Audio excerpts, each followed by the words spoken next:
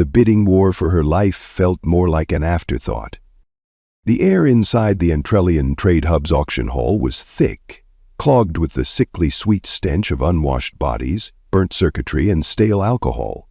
The heat from the overhead lights pressed down like a suffocating weight, amplifying the low hum of murmured negotiations and the occasional bark of a drunken bidder. Ryla stood in the center of the stage, her bare feet against cold metal, her arms wrapped around her thin frame. The chains on her wrists were too tight, the edges digging into her cerulean skin, but she had learned long ago that complaining only made things worse. She wasn't the only one on display, but she was the least interesting. The Zareni were a rarity in the slave trade, not because they were particularly valuable, but because they weren't considered worth capturing in the first place. Too small, too fragile, too quiet. Their homeworld had been lost generations ago, scattered survivors clinging to the edges of civilization, barely noticed by the galaxy at large. She was just another lost remnant of a forgotten people, and she was being sold for nothing. 100 credits, a guttural voice called from the crowd. The slaver standing beside her barely reacted, too busy scrolling through his datapad to pretend there was real interest. 150, 200. The voices blended together, bored, indifferent. Ryla swallowed hard, her heart hammering against her ribs. She told herself it didn't matter who won, the outcome was the same. Except it wasn't. A low growl came from the left side of the room. 300. I'll take her. She risked a glance. The bidder was a towering reptilian, a Garvek, his mottled yellow skin stretched taut over thick muscle. His claws clicked impatiently against the metal railing in front of him. Garvek weren't slavers, they were hunters, and the way he was looking at her, evaluating, calculating, made something cold settle in her stomach. The auctioneer perked up slightly, sensing at least a bit of tension in the otherwise dull affair. 350. Another voice, this one belonging to a thin, rodent-like merchant, his beady eyes glinting with interest. She's small, but the Zareni have soft pelts, good for specialty buyers. 400, the Garvek snapped. His tone brooked no argument. Ryla's breath came faster. 500, the merchant countered, though he sounded less certain. 6. A pause. The auctioneer's lips curled slightly. 600 go at once. 1,000. The voice cut through the air like a blade. Silence fell across the room. Even Ryla turned her head slightly, the first spark of confusion breaking through the haze of fear. The man who had spoken stood at the back of the hall, arms crossed, weight shifted slightly to one side as if he couldn't be bothered to stand up straight. He was human. Humans weren't uncommon in places like this, but this one was different.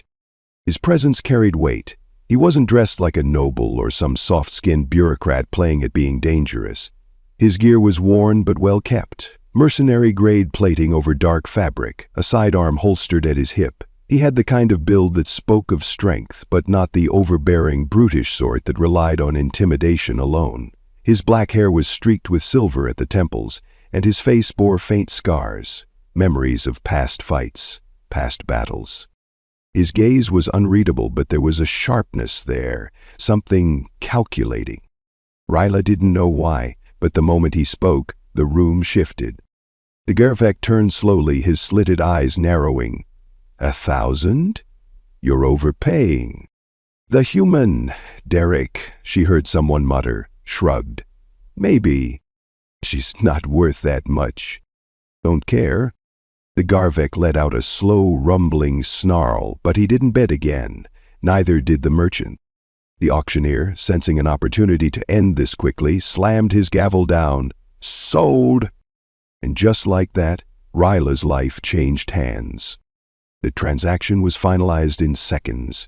Derek stepped forward, pressing a credit chit into the slaver's greasy palm without a word, then turned toward Ryla. She tensed instinctively.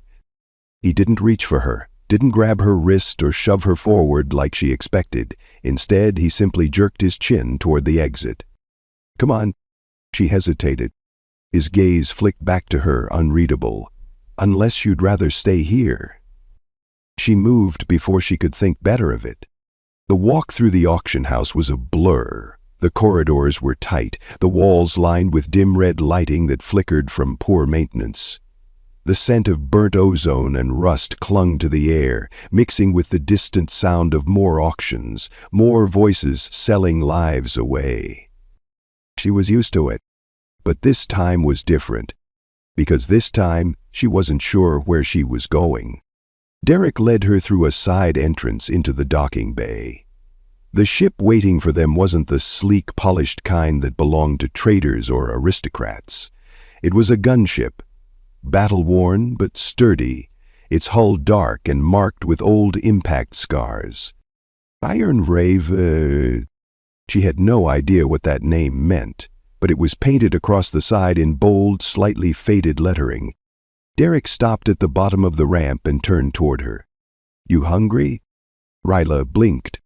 Of all the things he could have said, of all the questions he could have asked, that was what came out of his mouth? She stared at him, half expecting some kind of trap, some cruel joke. He just raised an eyebrow, waiting. "What do you want?" she finally managed. Her voice was hoarse, unused to speaking freely. Derek studied her for a long moment. Then, with the kind of honesty that made her stomach twist, he said, "I don't know yet." That scared her more than anything else, because monsters had predictable wants. He wasn't a monster, and that meant she had no idea what came next. He turned and strode up the ramp without another word. Ryla stood there, torn between the only two choices she had left. Stay here in the filth and heat of the Entrellan trade hub, waiting for someone worse to find her, or follow him into the unknown.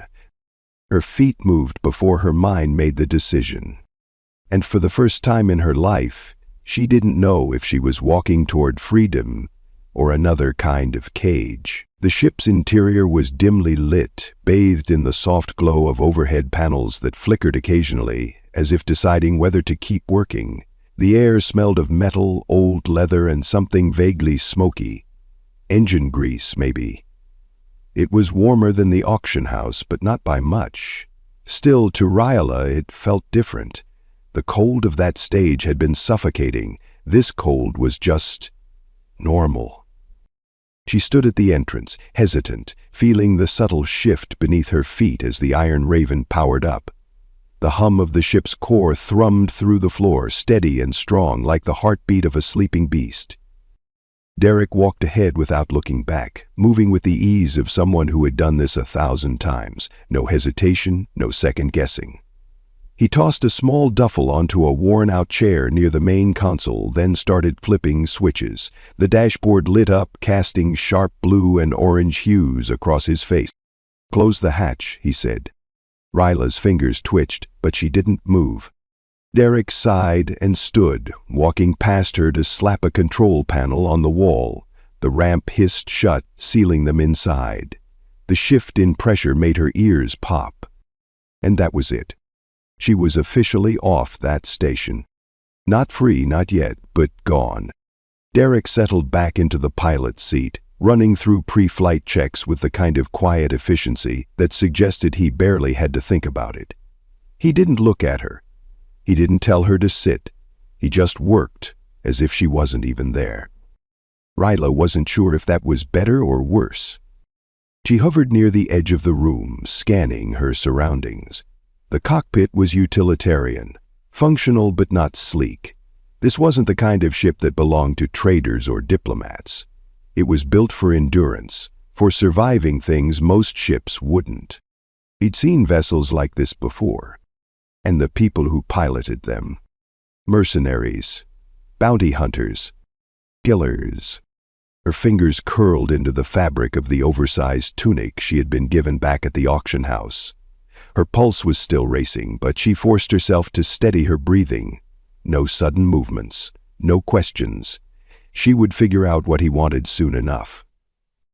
Derek finished inputting the launch codes and leaned back slightly, stretching one arm over the back of his chair. The silence stretched between them, heavy and unspoken. Then, without preamble, he asked, "You ever flown before?" The question caught her off guard. Her throat tightened. "No." Derek hummed an acknowledgement, neither surprised nor particularly interested. "Figured." A few more button presses, a final confirmation beep, and the Iron Raven lifted off. The station's artificial gravity bled away as they ascended, and Ryla instinctively braced herself, fingers gripping the nearest solid surface. Derek noticed. For the first time since they boarded, he actually looked at her. "Relax," he said. "She won't throw you around unless I let her." She doubted that. Still, she forced herself to loosen her grip even though every instinct told her to stay tense, to be ready to run if she had to. The viewport shifted from the rusted interior of the docking bay to the vast sprawl of space. The Andrelian trade hub shrank behind them, its neon lights and drifting hulls fading into the endless black. Ryla exhaled slowly. She had never thought she would leave that place alive. Derek adjusted a few more settings before standing. "Come on." She didn't move. His brows furrowed slightly, then he gestured toward the corridor behind him. "Mess hall's this way. You still hungry?" The question again, as if that was the only thing that mattered. She nodded stiffly, not trusting herself to speak. Derek didn't wait for her to follow. He just started walking. Ryla forced her feet forward, keeping her distance as they moved through the ship. The corridors were narrow, built more for efficiency than comfort.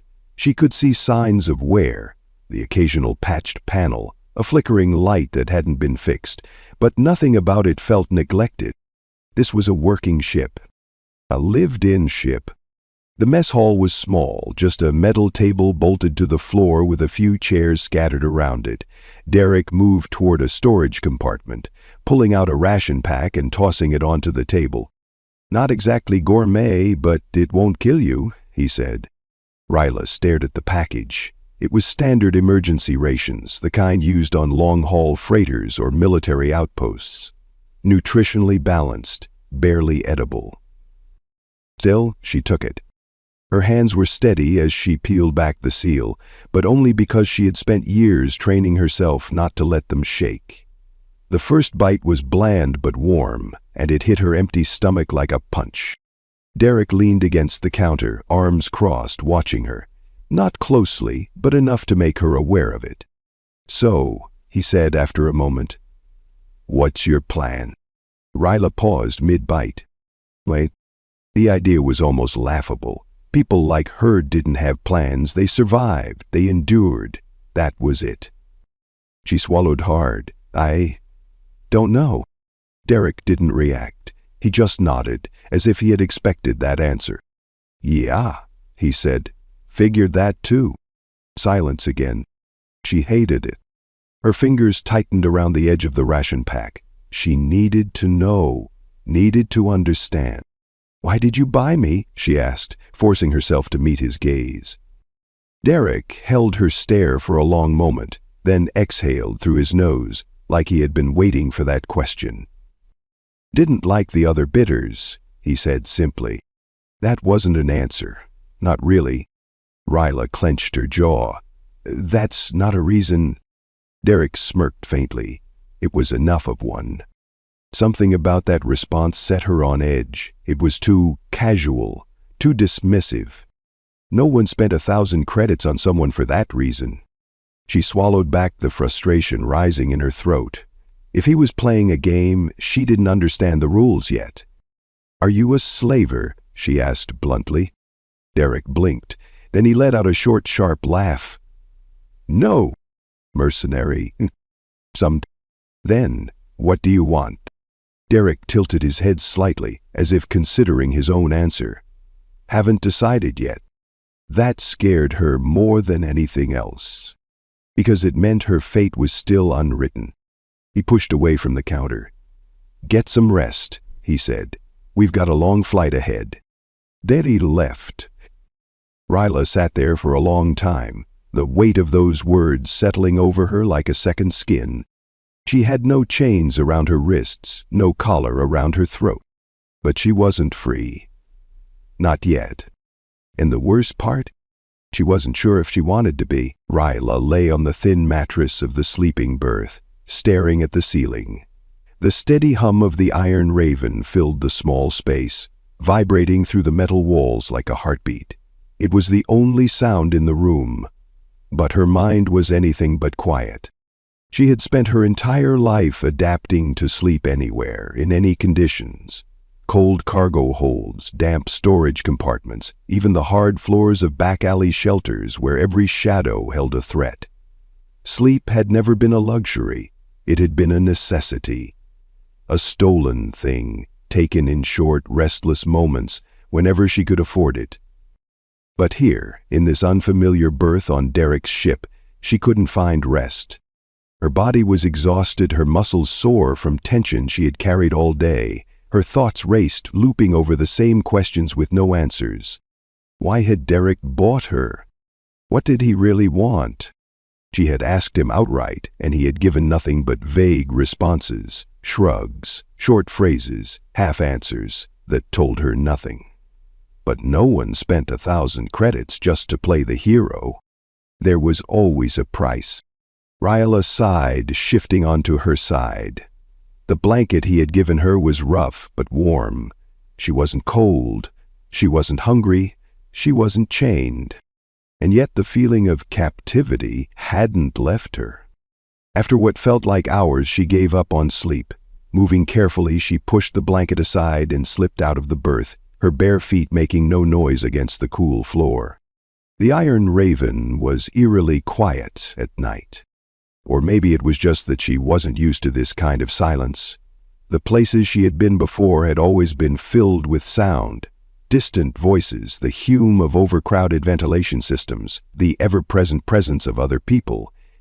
Even in the worst places, she had never been truly alone. But here, it felt like the ship was waiting. She stepped lightly through the dim corridor, her fingers trailing against the metal walls as she moved. Every few steps she hesitated, listening. She expected to hear something. Derek moving in another room? The distant sound of engines adjusting course? Something. But the ship remained silent. She passed the weapons locker, its reinforced doors sealed with a biometric lock. A storage bay, stacked with neatly arranged crates. A maintenance panel with exposed wiring, the faint scent of burnt metal clinging to the air. Everything about the ship was functional, no wasted space, no unnecessary luxuries. She reached the mess hall, drawn there more by habit than hunger. The metal table and chairs sat empty, untouched since their last meal. Her unfinished ration pack was still where she had left it, but she ignored it. Instead, she moved toward the viewport and froze. The stars stretched out before her, endless and uncaring. She had seen them before, through rusted grates, through grimy reinforced windows in the lower levels of space stations. But never like this, never so open. It felt like standing on the edge of something infinite, something she had never been meant to touch. The weight of it pressed against her ribs, unfamiliar and overwhelming. "You're up late?" Ryla spun, her pulse spiking. Derek stood in the doorway, leaning against the frame with his arms crossed. The dim lighting cast shadows across his face, but his expression was unreadable, as always. He had changed out of his usual armor, now dressed in a loose, dark shirt and cargo pants. Even without the gear, there was something about him that felt armed. She swallowed, forcing her heartbeat to steady. "Couldn't sleep," she admitted. Derek nodded, like he had expected that. He stepped inside, moving toward the small kitchenette, grabbing a metal mug from the shelf. A second later, the scent of strong calf filled the room. "You drink?" he asked, his voice casual. Ryla hesitated. This was a test. Or maybe a trap. She had been given kindness before. It had always come with a price. But Derek wasn't watching her like he expected something. He just poured a second cup and set it on the table before taking a seat. He didn't push it toward her. He didn't tell her to sit. Just left it there. Ryla stood frozen for a moment, waiting for the catch. When none came, she stepped forward, slowly wrapping her hands around the warm metal cup. She took a small sip, It was bitter, sharp, but real. They sat in silence. Derek leaned back in his chair, his gaze flicking toward the viewport. "We'll be docking at Bastion Outpost in a few days." Her fingers tightened around the cup. "Why?" "Got a job lined up," he said simply. "Supply run. Nothing exciting." That was a lie. She could hear it in his voice. "And me?" she asked. Derek exhaled through his nose, watching her over the rim of his cup. "That depends." Her stomach twisted. "On what?" His gaze didn't waver. "On what you want." Her breath hitched. She had never been asked that before. She lowered her gaze to the table. "I don't have anywhere to go." Derek didn't react. He just took another sip of his Kaz as if he had expected that answer. "Then stay." Ryla's head snapped up. "What?" "You need a place to be," he said, like it was the simplest thing in the world. "I need a second pair of hands." "Not much to it." Her chest tightened. This had to be a trick. No one gave something for nothing. "You don't even know if I can do anything," she said, forcing the words out. Derek smirked faintly. "You'll learn." Her fingers curled around the mug, tension coiling in her limbs. She had been given kindness before. It had never lasted. Derek must have seen the conflict on her face, because he sighed, setting his cup down with a quiet clink. "Look, I don't do charity. You stay, you work, you pull your weight. No debts, no strings, just a job." Her pulse pounded in her ears. She had spent so long being a possession, a number on a data pad, a body to be used and discarded. And now this man, this mercenary, was offering her a job? As if she was a person. Her throat felt tight. She wanted to believe him, but belief had never done her any favors. Still, she glanced around the ship. It wasn't much, but it was more than she had ever had. And for the first time in a long time, she wasn't afraid of what came next. "Okay," she said softly. Derek nodded once, as if that settled things. Then he stood, stretched, and headed for the cockpit. Ryla sat there long after he was gone, staring at the empty space he had left behind. The weight of his words settled over her. No debts, no strings. Just a job. She didn't know if she believed that, but she wanted to. Ryla had never stayed in one place for long. She was used to being temporary, a shadow moving between crowded spaceports, a forgotten figure in the back alleys of lawless stations. She never lingered, never left traces, never gave anyone a reason to remember her, because being remembered meant being found. Now, on the Iron Raven, she had nowhere to run.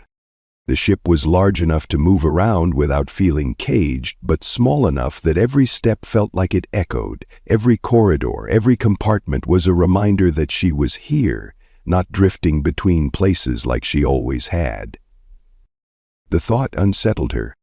Derek hadn't given her much to do. He hadn't told her where to sleep. She had simply claimed the berth from the night before. He hadn't assigned her tasks, hadn't asked anything of her beyond existing on his ship. That, more than anything, made her uneasy. She wasn't used to waiting for the catch. She sat in the mess hall, fingers wrapped around a warm metal mug. The calf inside had long since gone cold, but she held on to it anyway, letting the sensation ground her.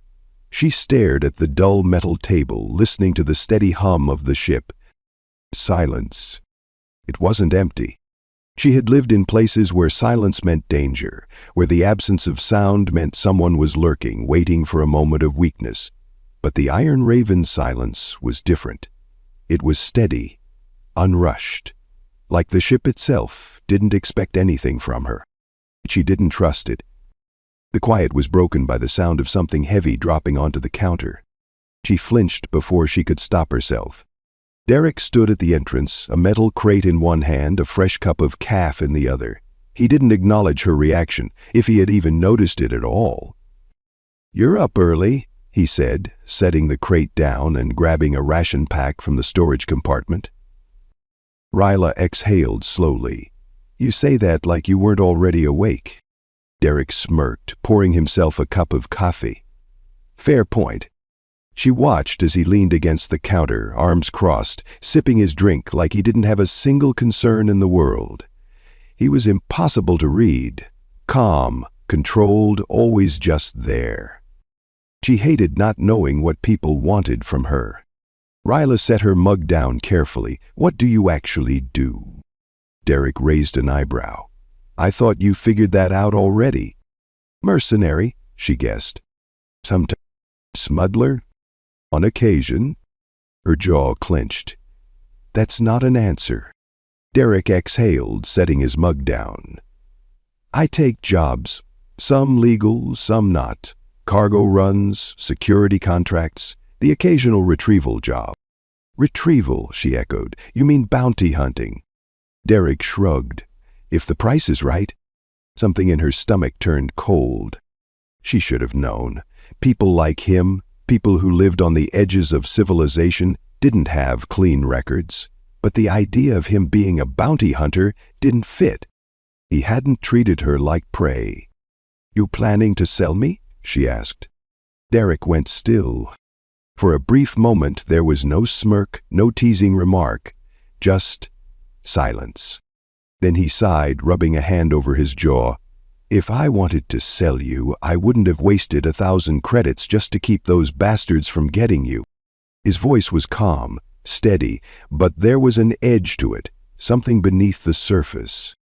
Ryla met his gaze, searching for cracks in the answer. Then why did you? Derek didn't answer immediately. Instead, he leaned forward, resting his hands on the table between them. You ever see what happens to people who get sold cheap? He asked. Ryla stiffened. She didn't need to. She knew. She had seen the ones who never got high bids, the ones discarded, tossed to the worst kinds of buyers, the ones who didn't survive long enough to be resold. Her fingers curled into her palms. Derek's expression didn't change, but something in his voice made her believe he knew too.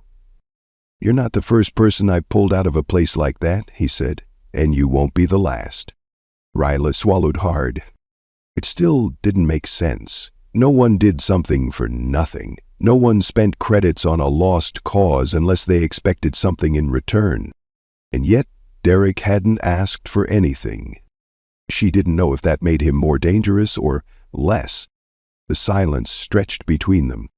Then Derek straightened, shaking off whatever thought had held him still. Come on, he said, gesturing toward the corridor. If you're staying, you should at least know how to do something useful. Ryla frowned. I am useful. Prove it. The challenge in his voice sent something sharp through her. She pushed back from the table, standing. Fine. Derek smirked, amused. Follow me. The training bay wasn't large. Reinforced flooring, weapons racks lining the walls, a few sparring droids powered down in the corner. The air smelled of sweat, metal, and old ozone from previous training sessions. Derek walked to a panel on the wall and gestured toward the weapons selection. Pick something. Ryla hesitated. She had handled weapons before, knives mostly. She had needed them to survive, but she had never been trained. She had never been taught. She scanned the selection. A plasma pistol, too imprecise. A shock baton, too slow. Her eyes landed on a small, compact blade. Light. Balanced. She picked it up, testing the weight in her hand. Derek nodded approvingly. Good choice. Before she could react, he moved. Fast.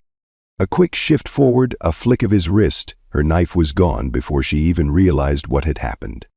She blinked. The blade clattered to the floor at her feet. Derek smirked. Lesson 1. Holding a knife isn't the same as knowing how to use it. Ryla clenched her jaw. Try that again. Derek chuckled, kicking the knife back toward her. All right, let's see what you've got. She picked it up. This time, she was ready. Ryla had learned to fight in the only way that mattered, desperately.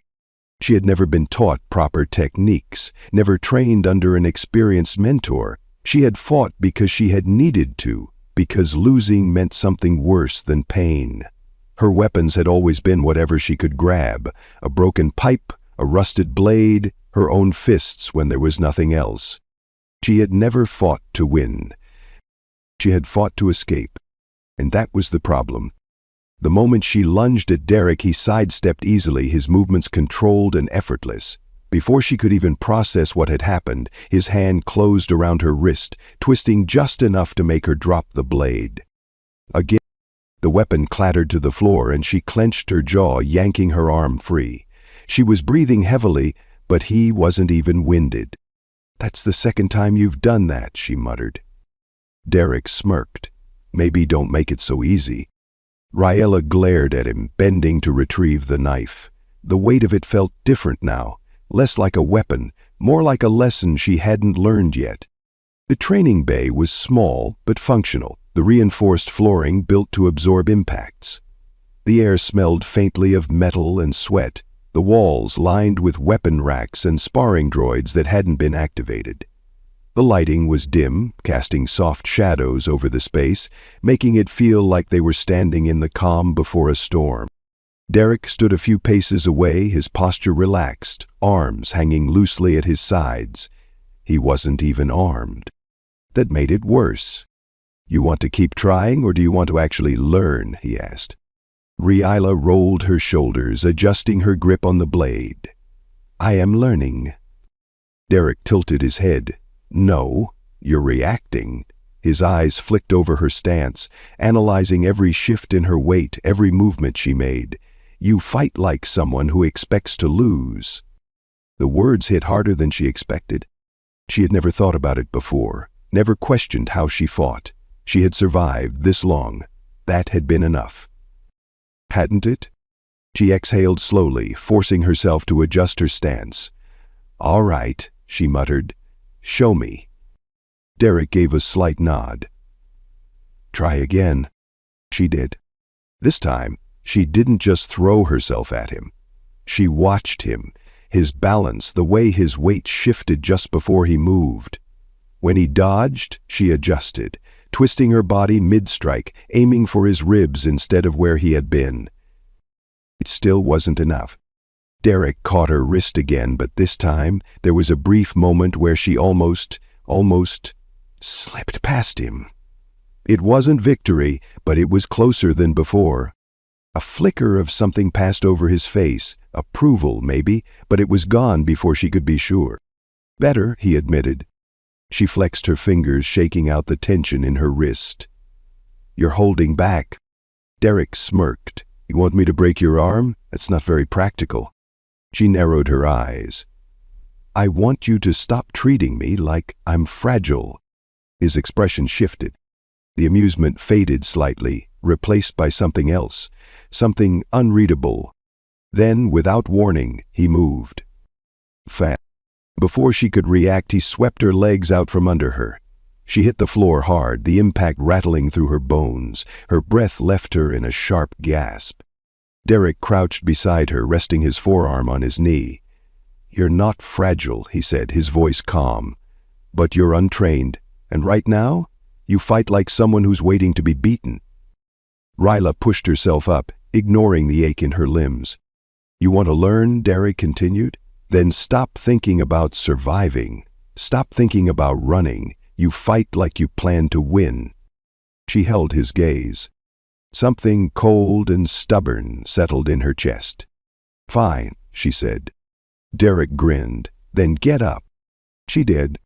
And this time, when they fought, she wasn't just surviving. She was learning. By the time Derek finally called it quits, Raella was drenched in sweat, her muscles aching in ways she hadn't felt in years. She had bruises forming on her arms, her breath coming in short, sharp gasps. The knife in her hand felt different now, familiar, like it belonged there. Derek, infuriatingly, wasn't even winded.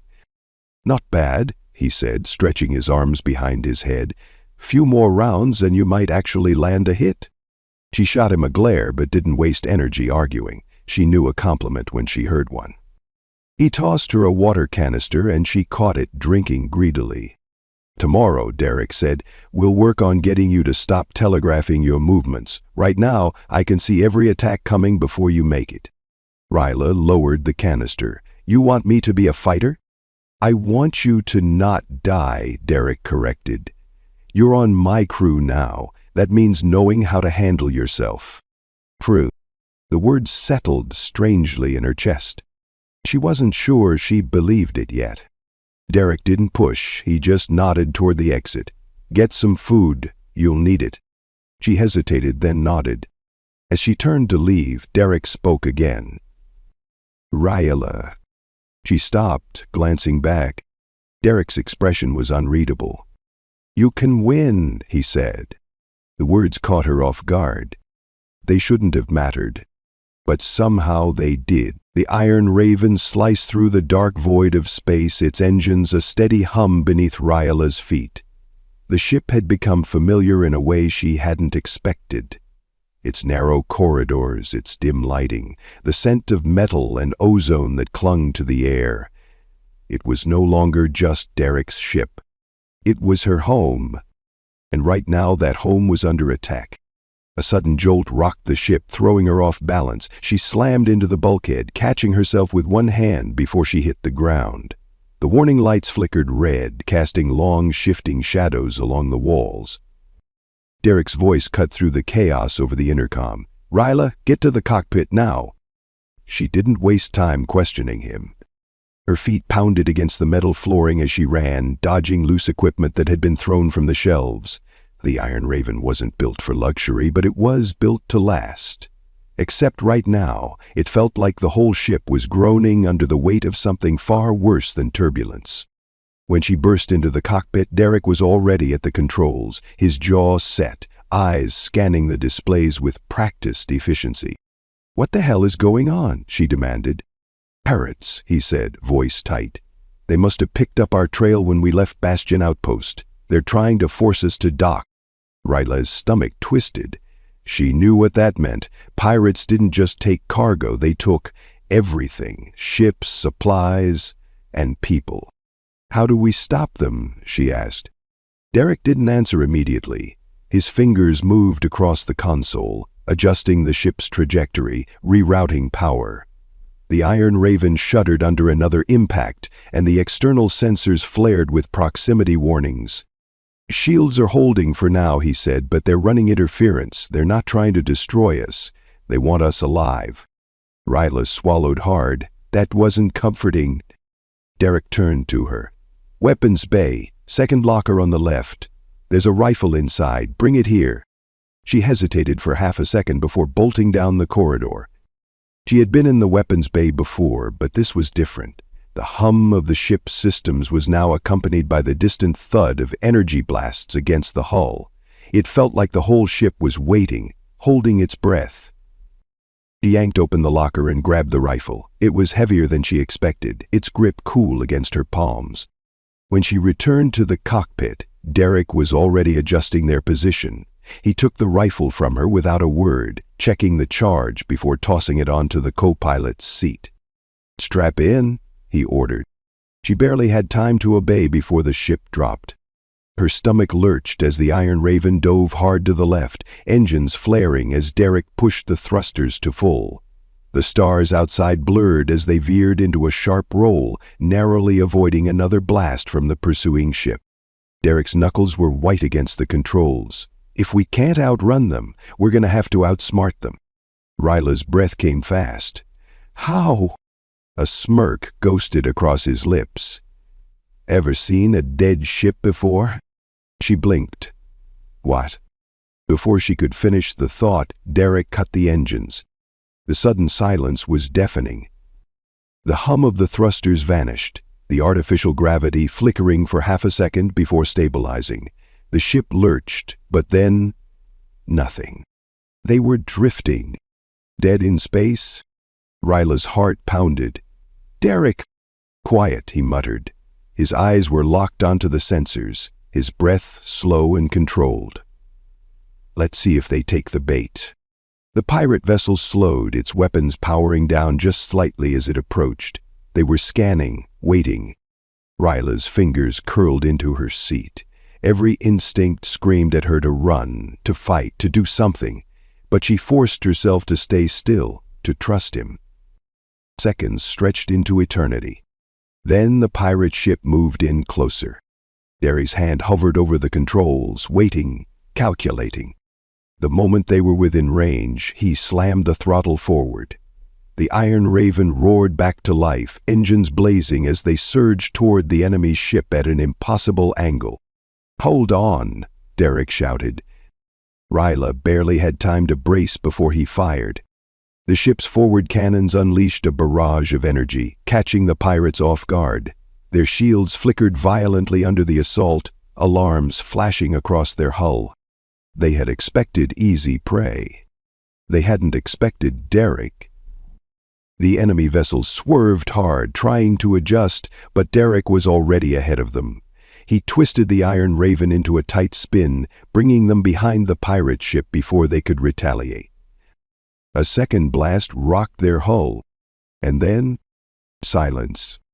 The enemy ship powered down, its systems fried, engines flickering uselessly. Derek let out a slow breath. That's more like it." Ryla sat frozen, her pulse racing. "Did we just—" She swallowed. "Did you just outfly pirates?" Derek smirked. "Would have been embarrassing if I didn't." She exhaled sharply, half in disbelief, half in something dangerously close to admiration. Derek flicked a switch, setting their course back toward open space. The danger was over. For now. He glanced at her. "You all right?" Ryla hesitated, then nodded. Derek studied her for a moment before leaning back in his seat. "You did good." Her chest tightened. "I didn't do anything." "You didn't panic," he corrected. "That counts." She frowned, but didn't argue.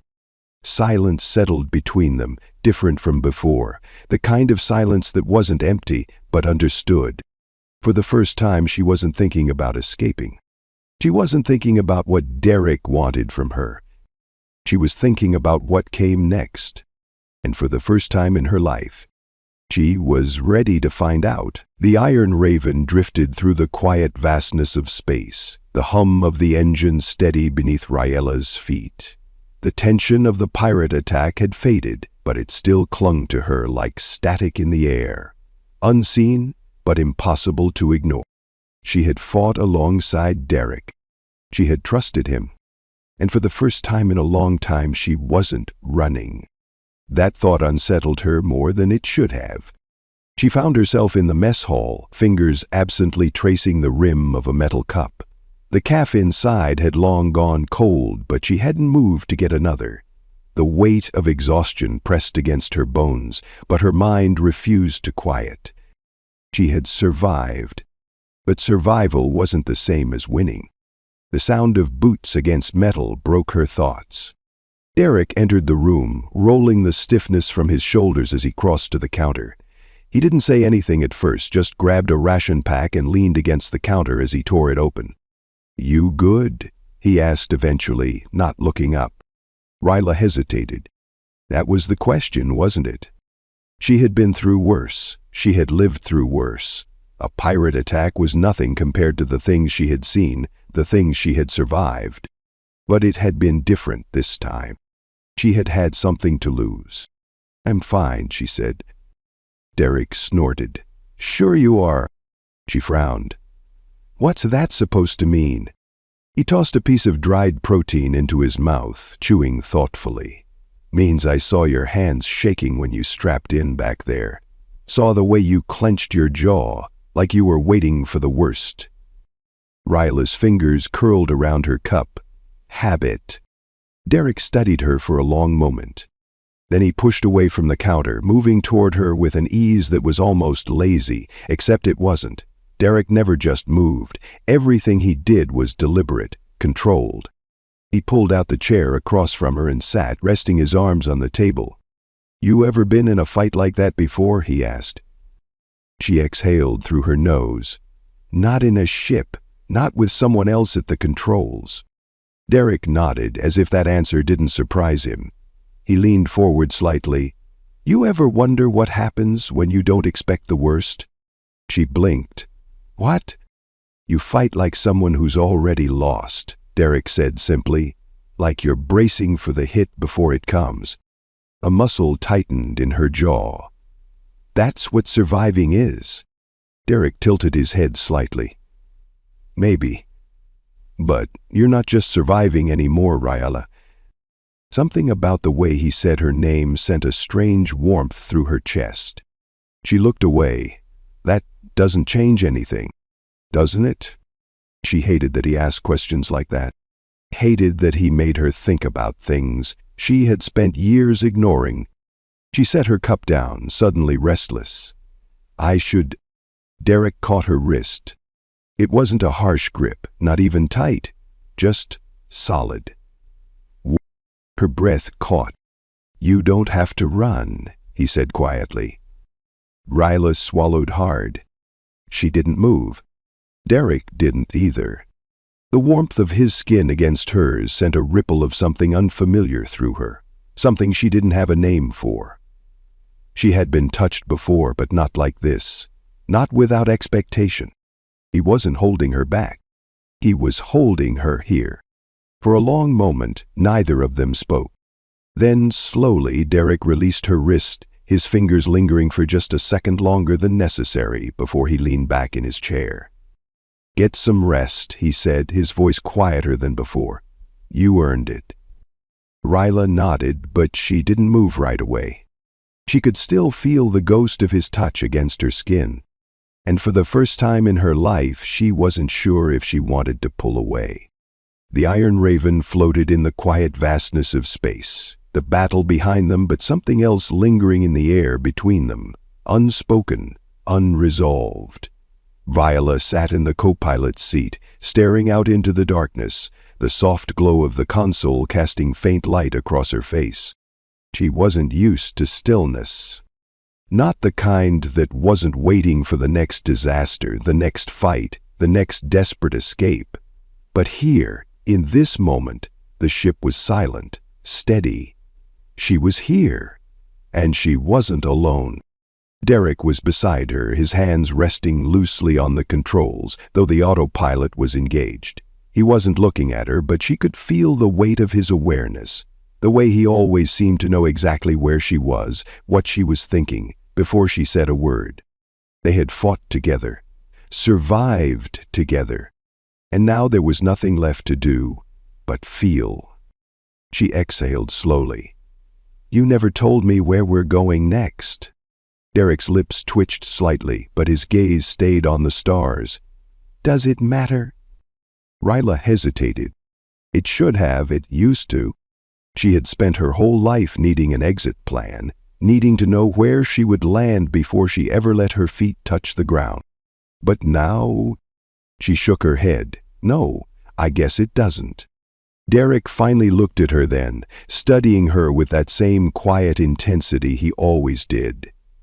But there was something different in his expression, something softer, something sure.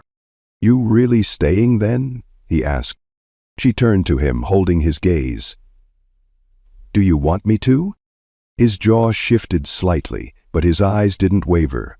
I wouldn't have asked if I didn't. Her chest tightened. She had spent so long being unwanted, being something to be bought and discarded. But Derek had never treated her like that. Not once. He had given her a choice, and now she was making one. She reached for his hand before she could second-guess herself, her fingers brushing against his, a hesitation, a breath. Then he turned his palm, catching her hand in his own, his grip firm, steady, warm. Ryla felt her pulse quicken, not with fear, but with something new, something she hadn't let herself have before. Derek's thumb brushed lightly over her knuckles, his touch careful, testing. When she didn't pull away, when she only held on tighter, he exhaled slowly, like he'd been holding something back. All right, he murmured. That one word carried weight. A promise. He leaned in first, just enough to give her space to change her mind, but she didn't. She met him halfway, her breath catching as their lips brushed, tentative at first, then deeper, as if sealing something unspoken between them. Not an obligation. Not a bargain. A choice. When they finally pulled apart, Derek rested his forehead against hers for just a moment, his breath warm against her skin. "Where to next?" she whispered. His smirk was slow, lazy, hers. "Anywhere," he said, "as long as you're with me." And for the first time in her life, Ryla didn't need an escape plan. She had already found where she belonged.